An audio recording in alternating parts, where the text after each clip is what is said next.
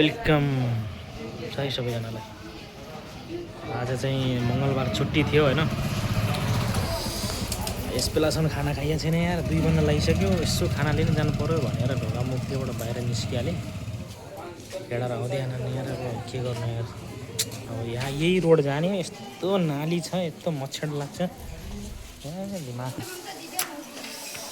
अब खाना खान जानु पर्यो भनेर खाना लिन जान सोचिरहेको छु म हैन। अब यस बेला हामीले खाना खाने के गर्ने छुट्टीमा मजाले। आज फेरि थोरै पानी परेको थियो कि बिहान सेवर पानी परेको थियो। त्यो पानी परेको कारणले गर्दा चाहिँ मौसम एकदम चिसो भएर फेरि मजाले 10 बजीसम्म सुत्यो। अनि उठ्यो 11-12 बजीतिर उठेर कपडा धोयो, नुहाइयो हैन। खानेको त मतलब छैन कि छुट्टीमा त भोक पनि लाग्दैन। हेर्नुहोस् पेट त यस्तो खाली छ हैन, तर पनि खाना पर्यो भनेर चाहिँ हामी जान लाग्छ नि घुम्नलाई।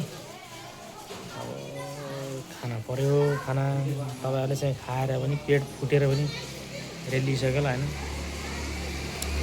यस्तो साथीहरू जिन्दगानी दर्पण छाया हैन। सबैलाई मिठो माया छ है। अब बेलैमा खानु होला, बेलैमा सुत्नु होला, बेलैमा रमाइलो गर्नु होला हैन। उमेर गएपछि रमाइलो हुँदो रहेनछ।